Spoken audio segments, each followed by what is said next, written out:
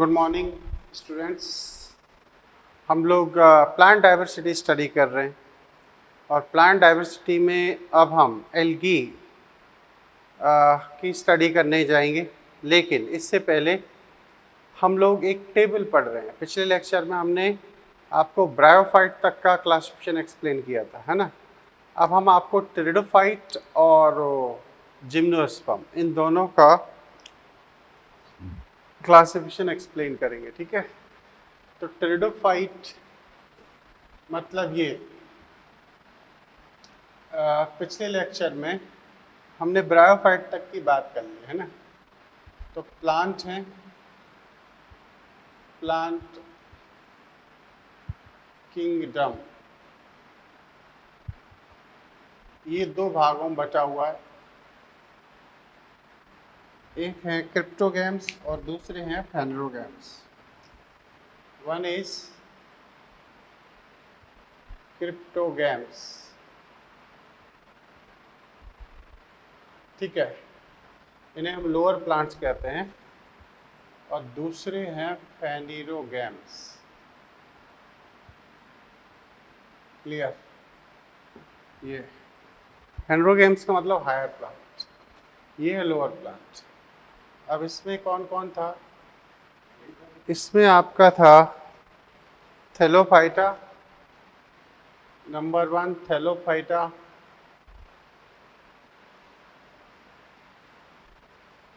Bryophyta, bryophyta और फिर है टेरिडोफाइटा, टेरिडोफाइटा। हम लोग थैलोफाइट और ब्रायोफाइट की स्टडी कर चुके हैं। अब हमें टेरिडोफाइटा की बात करनी है। तो टेरिडोफाइटा को 4 क्लासेस में डिफरेंशिएट किया गया है, ठीक है। वन इज क्या? सेलोप्सिडा, एनसीईआरटी में लिखा है सेलोप्सिडा। टेरिडोफाइट की लास्ट लाइन में ये चारों मेंबर लिखे गए हैं, क्लासेस के नाम लिखे गए हैं। एक है सेलोप्सिडा, दूसरा है लाइकोप्सिडा, स्फिनोप्सिडा एंड टेरोप्सिडा। तो सेलोप्सिडा में किसे रखोगे? सेलोप्सिडा का एग्जाम्पल है साइलोटम, क्या? साइलोटम और राइनिया, राहिनिया। ये राइनिया एक फॉसिल प्लांट है, इसे हम कह सकते हैं जीवाश्म पौधा, जीवाश्मीय पौधा। क्लियर? ऐसे। अब आता है दूसरा लाइकोप्सिडा। लाइकोप्सिडा, लाइकोप्सिडा में 2 मेंबर आते हैं। एक है लाइकोपोडियम, लाइकोपोडियम, और दूसरा आता है स्लेजिनेला, स्लेजिनेला। एक है लाइकोपोडियम और दूसरा है स्लेजिनेला। क्लियर? इसके बाद में मेंबर आता है, इसको डायग्रामेटिक फॉर्म में एनसीईआरटी ने एक्सप्लेन किया। एक है स्फिनोप्सिडा, स्फिनोप्सिडा, ठीक है। स्फिनोप्सिडा में जो मेंबर है वो है आपका इक्विसिटम, इक्विसिटम ये। और इसका जो इसे एक नाम से जानते हैं, इसे हम गोल्ड इंडिकेटर, गोल्ड इंडिकेटर के नाम से जानते हैं। मतलब ये सोने का सूचक है, ये उसी मिट्टी में उगता है जिसमें सोना पाया जाता है। तो ये आपका क्वेश्चन बन जाता है ना। तो स्फिनोप्सिडा। अब इसकी एक चौथी क्लास है, उसका नाम है टेरोप्सिडा। क्या है? टेरोप्सिडा।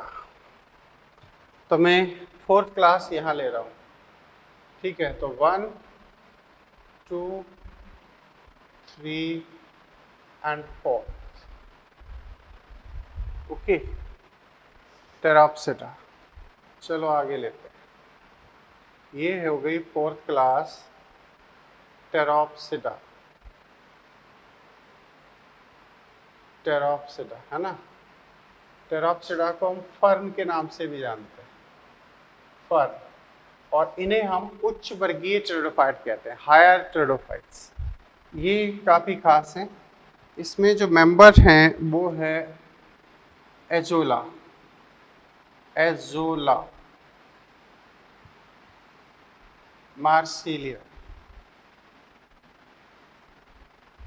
Salvinia, Salvinia. और ये सब के सब कैसे हैं? एक्वाटिक, एक्वाटिक फर, मतलब जल में पाए जाते हैं, जेजोला, मार्सिलिया एंड साल्विनिया। इसके बाद में इम्पोर्टेंट अपने लिए हो जाता है एडियंटम, एडियंटम। इसका भी जिक्र एनसीईआरटी करती है। इसे हम कहते हैं वॉकिंग फर। क्या? वॉकिंग, वॉकिंग फर के नाम से जानते हैं। अब इसके बाद में आता है टेरिडियम, टेरिडियम। इसके बाद में आता है ओफियोग्लोसम, ओफियोग्लोसम। ये प्लांट 12th के एनसीईआरटी में लिखा हुआ है, ओफियोग्लोसम। ठीक है। इसे एल्डर टंग के नाम से भी जाना जाता है। और ये क्यों खास है? क्योंकि इसमें सबसे ज़्यादा मात्रा में गुणसूत्र की संख्या पाई जाती है, जिसकी संख्या है 1260। ठीक है। तो सर्वाधिक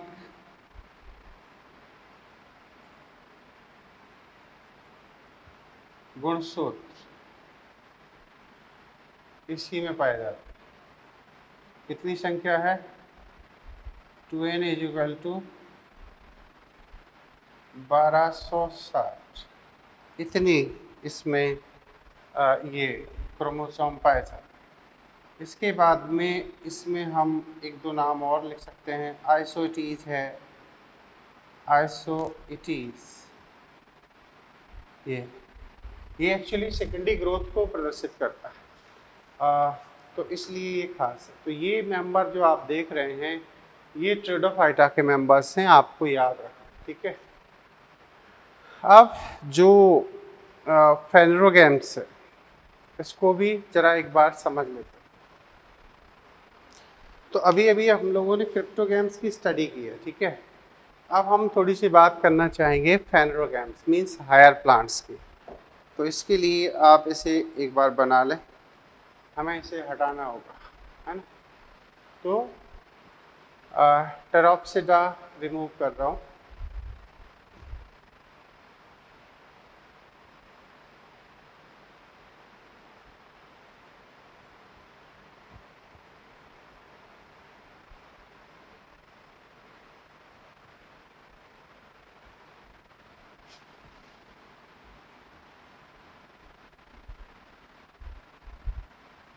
अच्छा, अब जो हायर प्लांट हैं वो दो ग्रुप में बटे होते हैं। एक है आपका जिम्नोस्पर्म, जिम्नोस्पर्म, हिंदी में कहें तो अनावृत बीजी पौधे।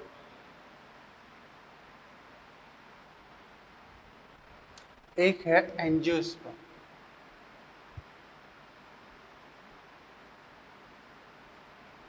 एंजियोस्पर्म, इसे कहते हैं आवृत बीजी पौधा।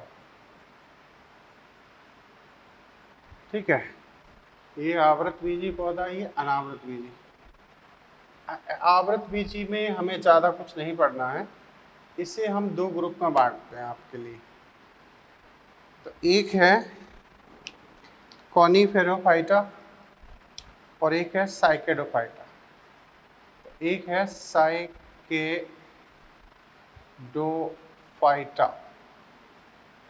और एक है कॉनिफेरोफाइटा। कॉनिफेरोफाइटा।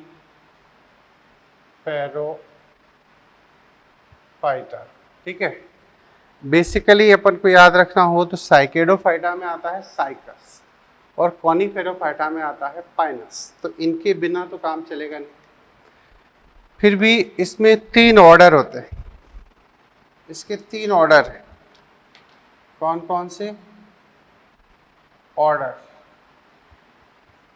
ठीक है, वो कौन कौन से हैं? नंबर 1 है साइकेडोफिलिकेल्स, साइकेडोफिलिकेल्स,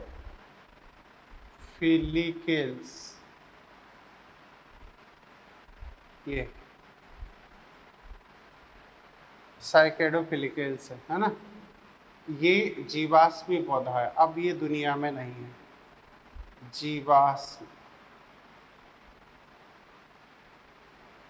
ठीक है, दूसरा है बेनीटाइटेल्स, बेनीटाइटेल्स,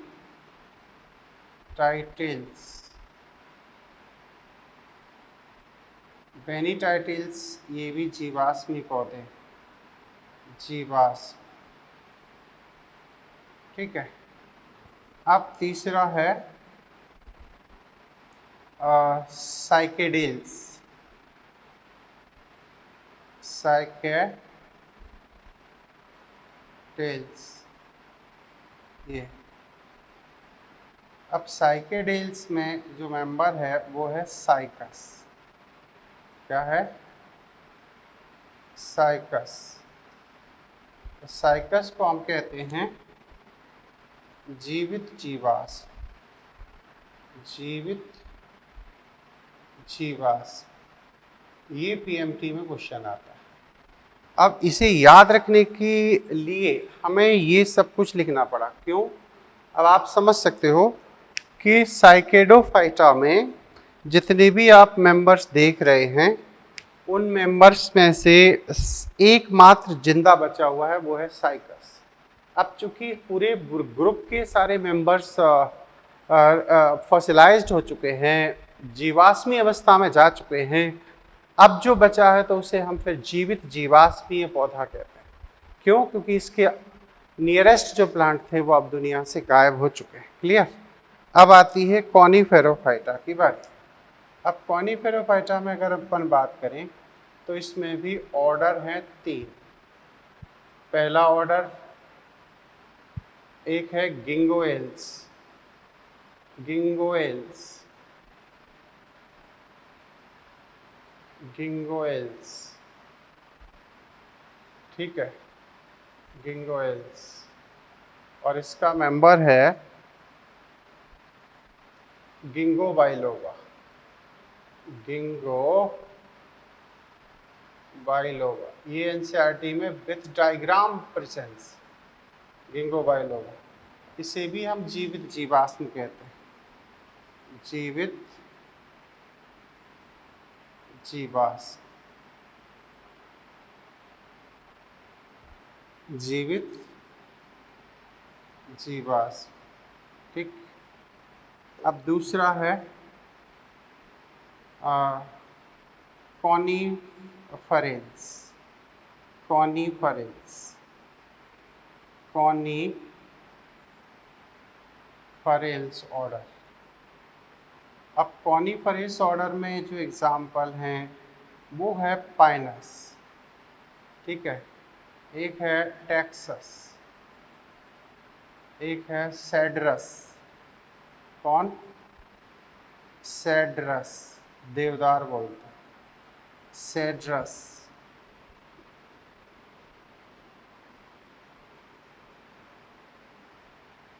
देवदार ये हिमालय में खूब उगते हैं।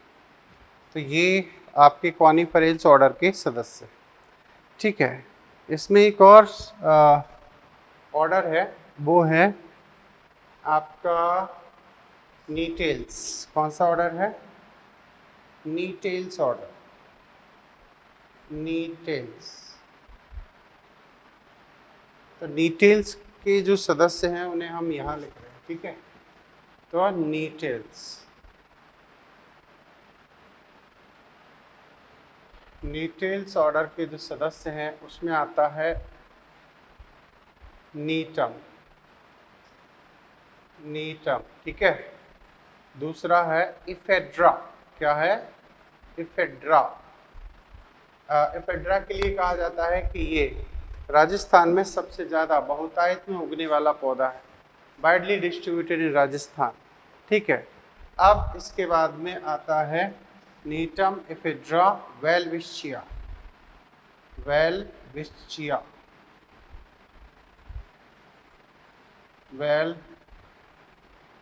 वेलविशिया, ये इसके 3 सदस्य हैं, नीटम इफेड्रा वेलविशिया। ये हायर प्लांट के समान लक्षणों को दर्शाते हैं, मीन्स एंजियोस्पर्म से सिमिलरिटी शो करते हैं। और एंजियोस्पर्म से सिमिलरिटी शो करने की वजह से ये कहीं ना कहीं कहा इस तरह से भी इंक्लूड किए गए हैं कि इन्हीं से एंजियोस्पर्म का ओरिजिन हुआ था, इन्हीं से एंजियोस्पर्म का निर्माण हुआ था, ठीक है। ये बात हो गई। अब यहाँ से हम आगे चलेंगे। ये हमने आपको पूरा क्लासिफिकेशन बेसिक बता दिया है और इसी में मैंने आपको सारे मेंबर्स ऐड कर दिए हैं। यही मेंबर्स आपको हर एक प्लांट ग्रुप में नजर आएंगे, समझ में आएंगे। अब हम वापस थैलोफाइट से स्टार्टिंग करते हैं, ठीक है।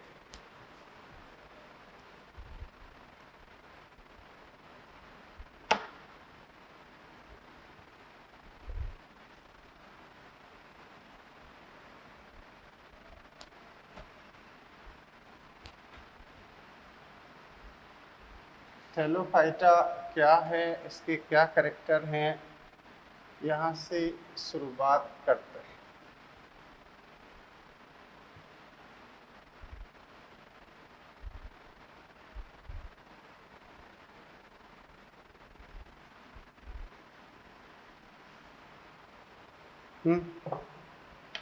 तो थैलोफाइट्स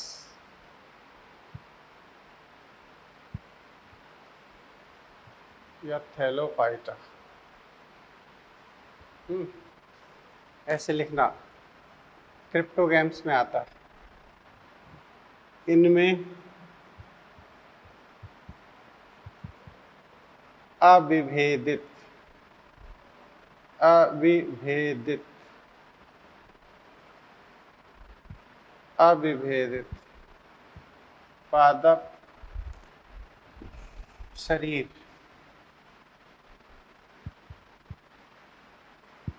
पाया जाता है।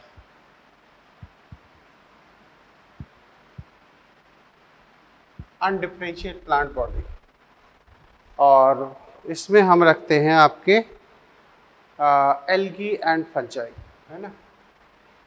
तो ये जैसे शैवाल एवं कवक, ये। अब आता है दूसरा पॉइंट, वो ये अधिकांश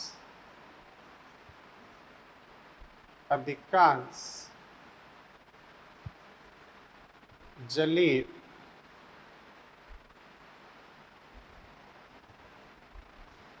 वातावरण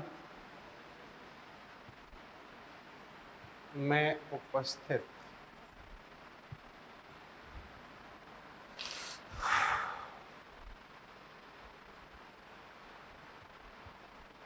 निषेचन के लिए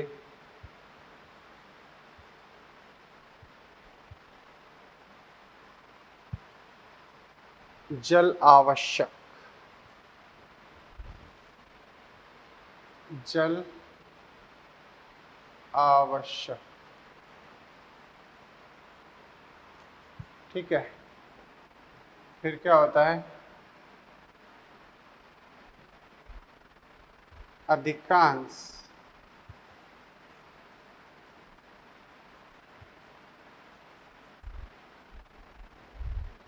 युग्मकोद्भिद,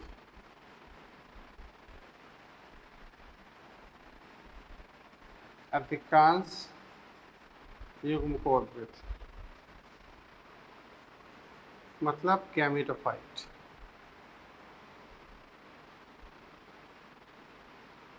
जो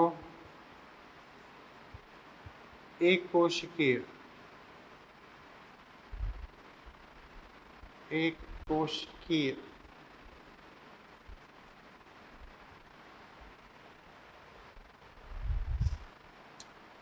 बीजाणुद्भिद अवस्था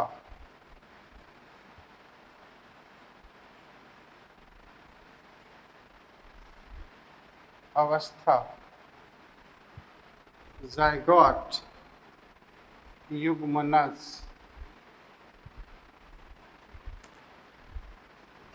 के रूप में प्रदर्शित करते हैं, के रूप में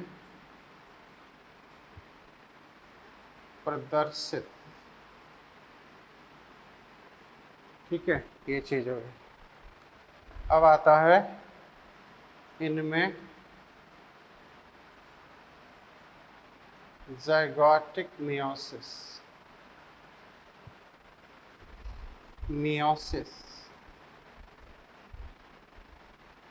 पाई जाती।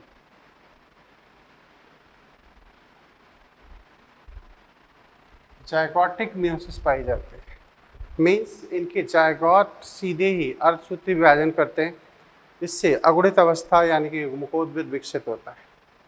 इनमें भ्रूण का निर्माण नहीं होता और इसीलिए थैलोफाइटा के मेंबर नॉन एम्ब्रियोफाइट में रखे जाते हैं, है ना। जायगोटिक मियोसिस पाई जाती है। इनमें इनके सदस्य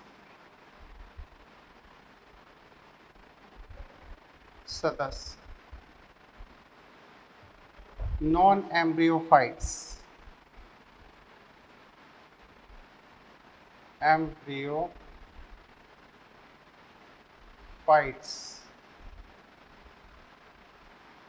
की श्रेणी में आते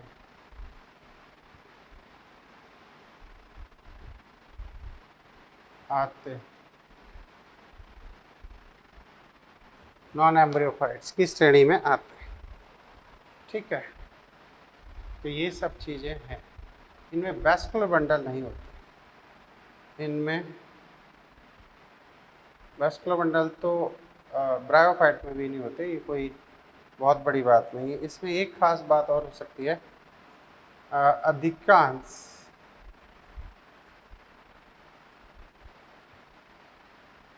पौधों की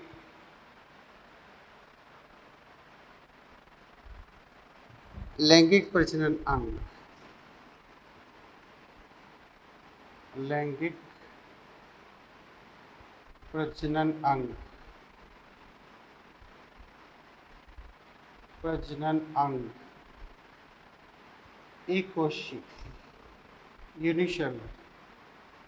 एक कोशिकीय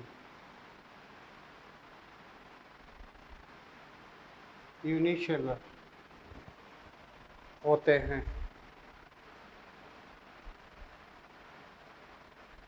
ठीक है, तो ये कुछ करेक्टर है। हालांकि ये शब्द एंडली करने दिया था, एक टाइम में ऐसे क्वेश्चन भी पूछे जाते थे, लेकिन आज की डेट में नई जो एनसीईआरटी बेस्ड स्टडी है उसके अकॉर्डिंग इतनी चीज़ों की हमें ज़रूरत पड़ेगी। इनके जो मेल रिप्रोडक्टिव ऑर्गन हैं उनमें फ्लैजेला पाए जाते हैं और वो पानी में स्विम करते हुए फीमेल गैमीट तक पहुंचते हैं। ठीक है, तो ये चीज़ें हैं। अब हम एल्गी की स्टडी करेंगे। किसकी? एल्गी। अब जो शैवाल है उसका अध्ययन करेंगे, है ना, एल्गी। तो एल्गी के लिए कहा जाता है शैवाल जलीय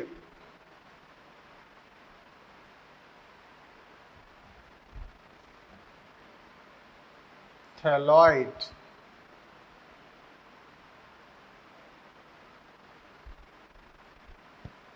नॉन एम्ब्रियोफाइट भ्रूण रहित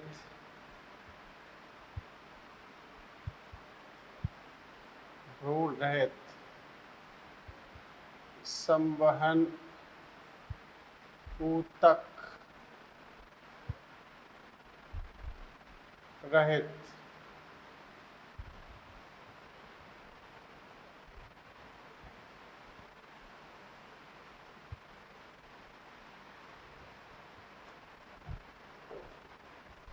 रहित युग्मकोद्भिद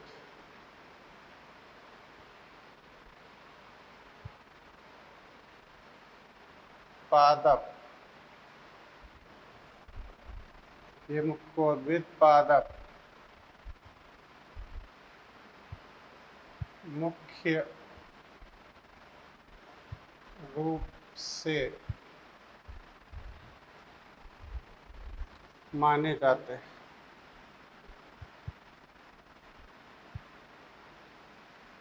माने जाते हैं, ठीक है, मुख्य रूप से माने जाते हैं, ये बात हो गई। इनका अध्ययन किस शाखा में किया जाता है ना? इन्हें जीव विज्ञान की शाखा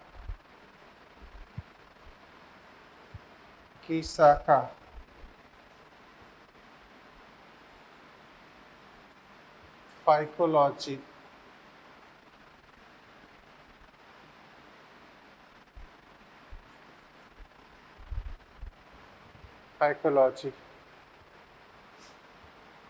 में अध्ययन करते हैं।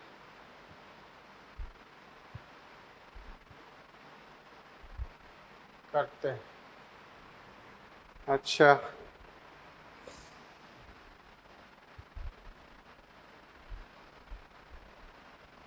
इसमें एक जनक खास वो है, हालांकि फ्रिश को मानते हैं साइकोलॉजी का जनक, एमओपी एंगर।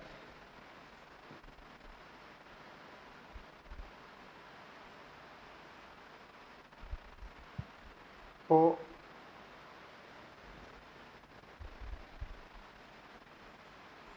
भारतीय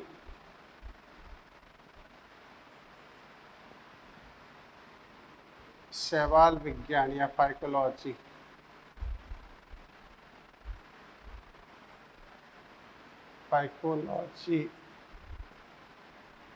का जनक मानते हैं, ठीक है, ये बात हो गई। अब इनके आवास पर बात की जाए शैवाल के, तो शैवालों का आवास,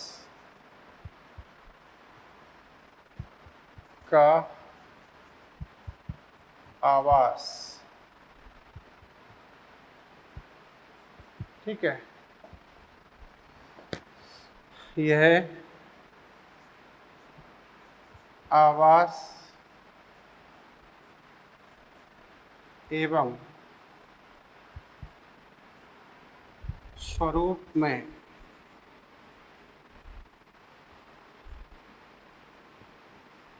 अधिक विविधता प्रदर्शित करते हैं। विविध प्रकार के हैं,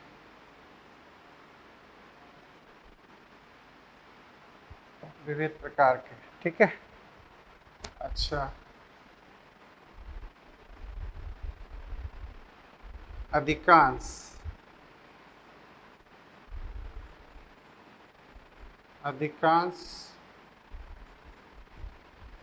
जलीय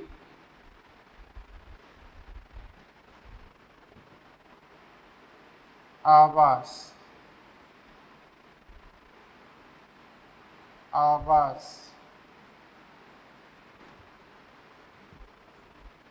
अलवणीय तथा समुद्रीय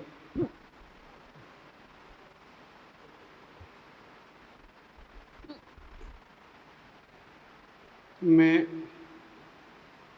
उपस्थित, ठीक है, ज़्यादातर जलीय वातावरण में पाए जाते हैं। नम, आर्द्र, मृदा, चट्टानों,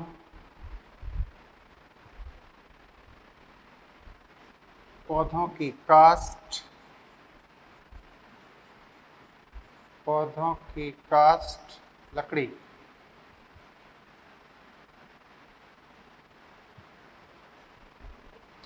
पर उपस्थित। ठीक है। अच्छा, इसके बाद सहजीवी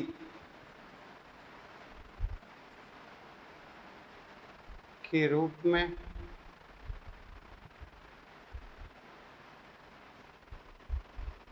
लाइकेन, लाइकेन में कौन होता है?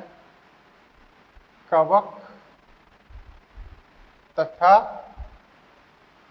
शैवाल। और जंतुओं में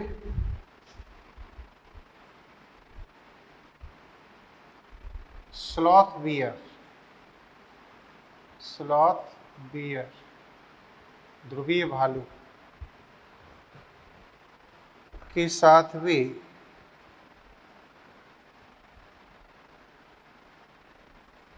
उपस्थित, ऐसे। और एक शैवाल ऐसी होती है सेफेलोरॉस, ये खास है काफ़ी, ये परजीवी के रूप में पाए जाते हैं, है ना। ये चाय की पत्ती पर ये एक परजीवी के रूप में होती है। इसे इसके जरिए रेड रस्ट ऑफ टी बीमारी होती है, कह सकते हैं सिफेलोरॉस, सिफेलोरॉस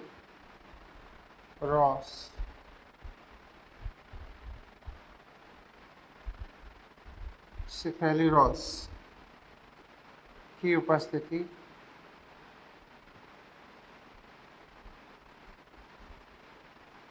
परजीवी के रूप में, परजीवी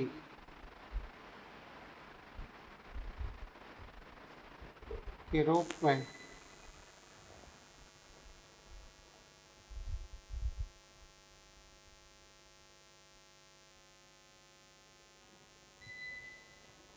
परजीवी के रूप में चाय की पत्ती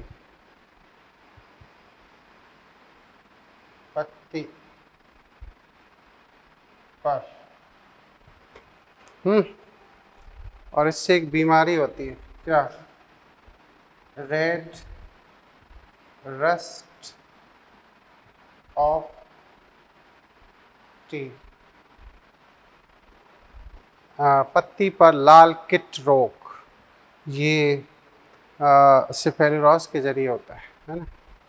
अब इसके बाद में ये तो प्रेजेंस की बात होगी है। अच्छा, अब हम इनकी रेंज ऑफ थैलस होता है, इनका जो आकार आकृति होती है उस पर बात हो जाए। रेंज ऑफ थैलस बोलते हैं इसको, रेंज ऑफ थैलस। सुकाई की, सुकाई, थैलस को सुकाई कहते हैं, का आकार व आकृति, है ना। तो ये कैसे? जैसे यूनिसेलुलर, सबसे पहली रेंज है यूनिसेल्युलर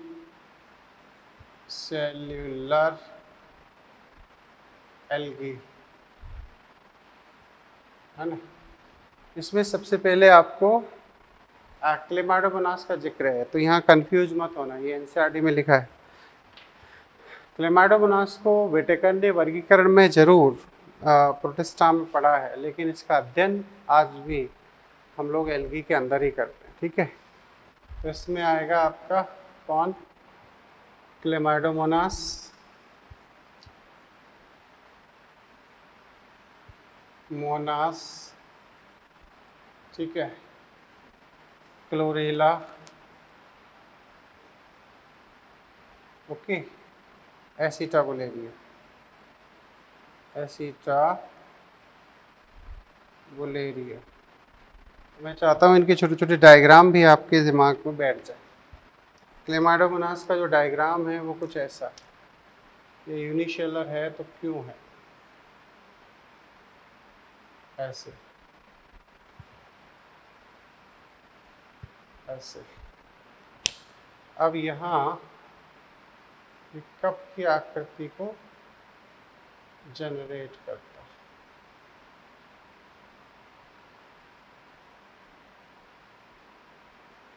है ऐसे। और इसमें ये है इसका ये पाइरिनॉइड, इसमें प्रोटीन पार्टिकल ऐसे। और यहाँ इसमें होता है एक आई स्पॉट टाइप का स्ट्रक्चर। तो ये तो हो गया इसके फ्लैजिला, है ना। ये हो गया आधार कण, बेसल ग्रेन्यूल। ये इसका हो गया क्लोरोप्लास्ट या लवक। ये हो गया केंद्रक, और ये हो गया पाइरिनॉइड। क्या? पाइरिनॉइड, स्टार्च संग्राहक। इस पॉइंट को याद रखना, स्टार्च संग्राहक ऐसे। तो ये स्ट्रक्चर है क्लेमाइडोमोनास का। अब है क्लोरेला। क्लोरेला कुछ इस तरीके का।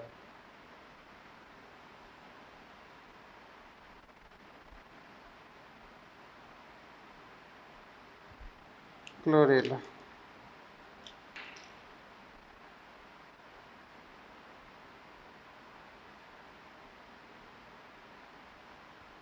ये इसका क्लोरोप्लास्ट होता है ऐसे। यूनिसेलुलर है, यहाँ पर इसका न्यूक्लियस होगा। तो ये हो गया क्लेमाइडोमोनास, ये हो गया क्लोरेला, है ना। इसे अपन स्पेस एल्गी के नाम से भी जानते हैं। बहुत कुछ इन्फॉर्मेशन है इसके लिए। अंतरिक्ष शैवाल कहते हैं, अंतरिक्ष शैवाल।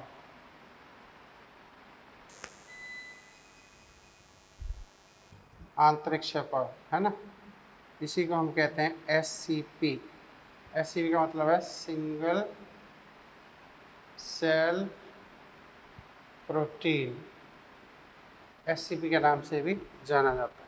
अंतरिक्ष शैवाल इसलिए कहते हैं क्योंकि जो स्पेस क्राफ्ट होते हैं या स्पेस शटल होते हैं, उनमें जो साइंटिस्ट जाते हैं उनके लिए इसे टैंक में ग्रो करके ऊपर भेजते हैं। इसके बाद में अपर जो सरफेस है एनवायरनमेंट में, वहाँ पर इस एल्गी पर पड़ने वाले अफेक्ट को भी अध्ययन किया जाता है। इसीलिए इसी में C3 चक्र को भी खोजा गया था।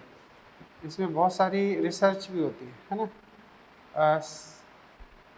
प्रकाश संश्लेषण का अभी ये समझ में नहीं आएगा, याद कर लेना। प्रकाश संश्लेषण का C3 चक्र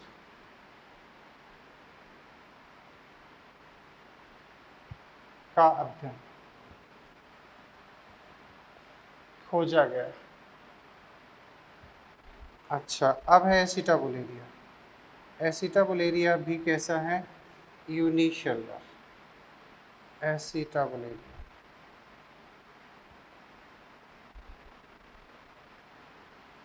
एसिटाबुलेरिया को अम्ब्रेला एल्गी के नाम से भी जानते हैं।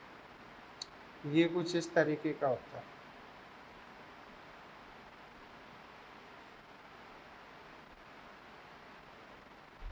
ऐसे अम्ब्रेला एल्गी, ये लार्जेस्ट एल्गा है या लार्जेस्ट सेल भी कही जाती है, लार्जेस्ट प्लांट्स है।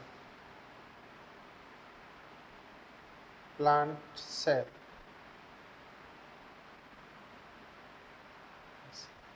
तो ये यूनिसेलुलर एल्गी का फॉर्म है। अब हम दूसरे फॉर्म्स की बात करेंगे जिसमें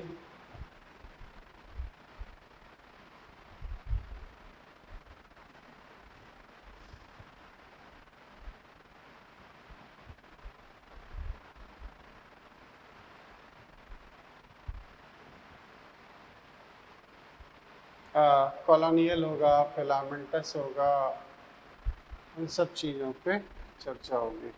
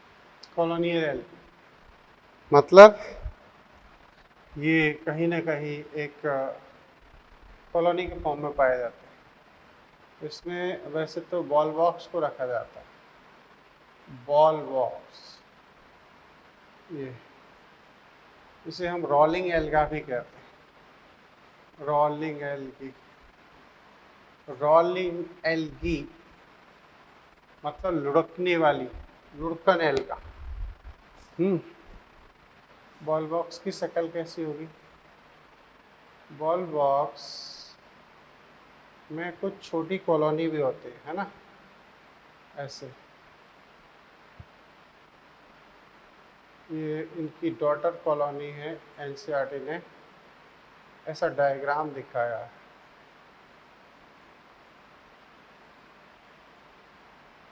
ऐसे तो ये इनकी हो गई डॉटर कॉलोनी। बाकी ये खुद हैं, वो कैसे हैं?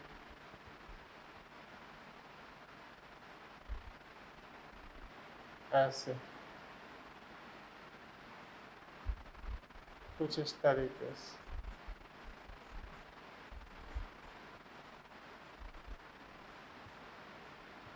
Like this.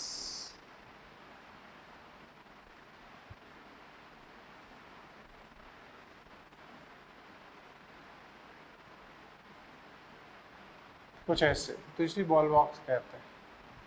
और ये इसकी है पुत्री कॉलोनी। क्या है? पुत्री कॉलोनी, डॉटर कॉलोनी। यही इसमें कायक ए सेक्सुअल रिप्रोडक्शन भी करती है। ये पुत्री कॉलोनी,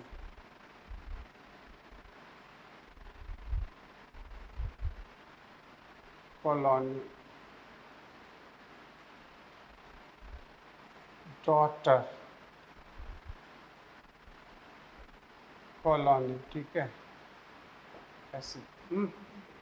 अब इसके बाद में ये अलैंगिक जनन में भाग लेते हैं। अलैंगिक जनन संपन्न, ठीक है। तो ये आपकी कॉलोनियल एल्गी हो गई। तीसरी है filamentous unbranched algae. Filamentous unbranched,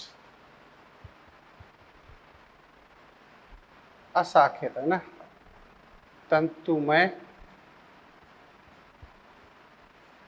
अशाखित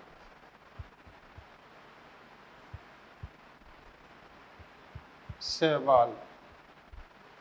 अब कुछ ऐसी शैवाल हैं जिनमें फिलामेंट तो हैं लेकिन शाखाएं नहीं, तो इसके एग्जाम्पल होंगे यूलोथ्रिक्स,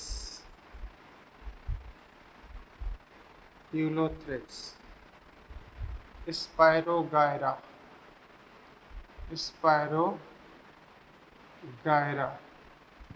है ना, ऊडोगोनियम,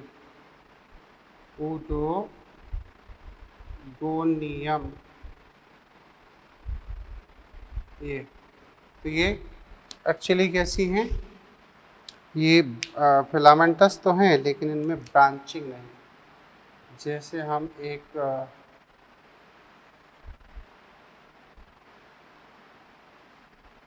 इसकी बात करें, ये है यूलोथ्रिक्स, कुछ ऐसे।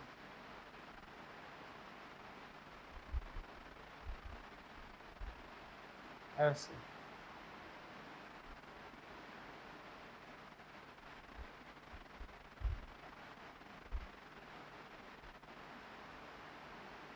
ऐसे, तो ये यूलोथ्रिक्स, इसको कहते हैं एपिकल सेल। ओके, और ये कहलाता है होल्ड फास्ट, जो एक पत्थर से या सबस्ट्रेटम से इस एल्गी को जोड़ने का काम है, और इसे कहते हैं वेजिटेटिव सेल,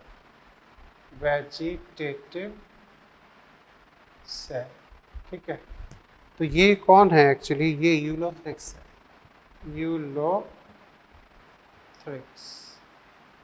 तो ये फिलामेंट्स तो है लेकिन अनब्रांच्ड है। क्लियर। अब फिलामेंट में फिलामेंटस भी हो और ब्रांच्ड भी हो, तो वो बात करी जाए। तो अगला जो हेडिंग है वो है फिलामेंटस ब्रांच्ड एल्गी।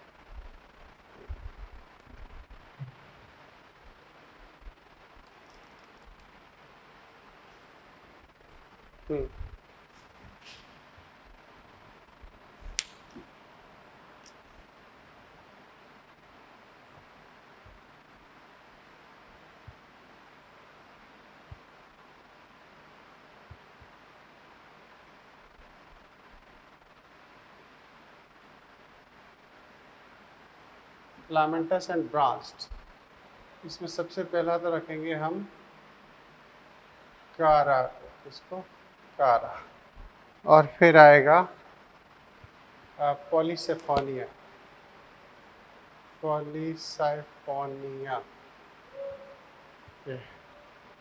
कारा में याद करो, कारा किस तरीके का है,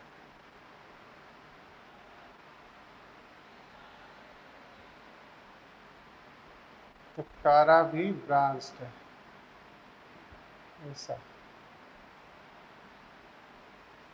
कारा कुछ इस तरीके से,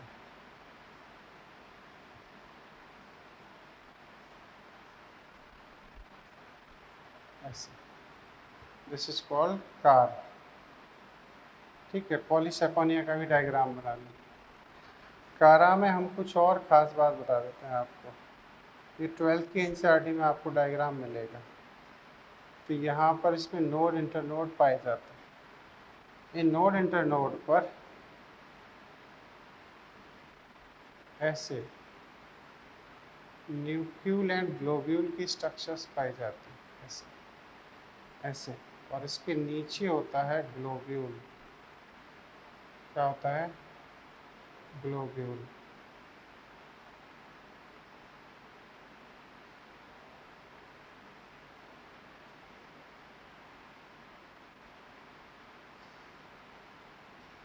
ऐसे इसमें यहाँ पाया जाता है फीमेल सेक्स ऑर्गन, है ना। तो ये तो हो गया female sex organ, sex organ, और इसी को हम कहते हैं न्यूक्यूल।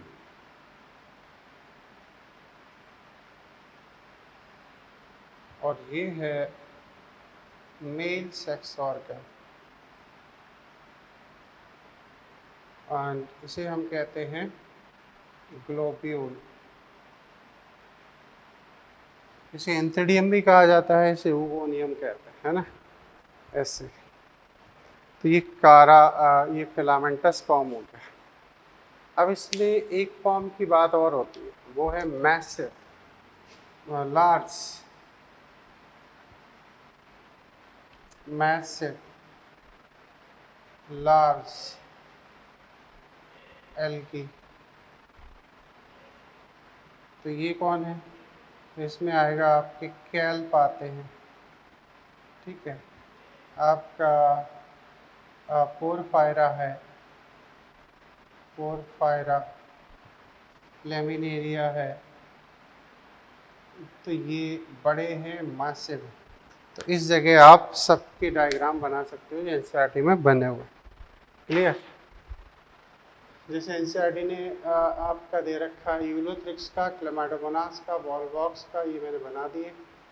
बाकी ये जो 5 डायग्राम है आप इनको यहीं पर बना लें, जिससे कि आपको समझ में रहेगा कौन सा डायग्राम किस तरीके का, ठीक है। ये सब मासे में आ जाएंगे। तो ये है रेंज ऑफ थैलस, मीन्स आखिर ये सवाल किस तरीके से उपस्थित होता है।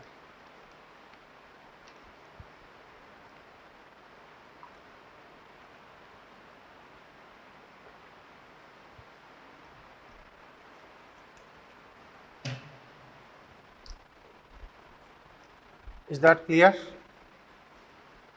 ओके। इसके बाद में हम लोग बात करेंगे इसमें रिप्रोडक्शन इसमें वेजिटेटिव भी है, एसेक्सुअल भी है एंड सेक्सुअल भी है। तो उस पर हम बात करेंगे। सेक्सुअल रिप्रोडक्शन में इसमें आइसोगैमस, एनाइसोगैमस, oogamous क्या होता है, इस पर भी चर्चा करेंगे। Okay, thank you.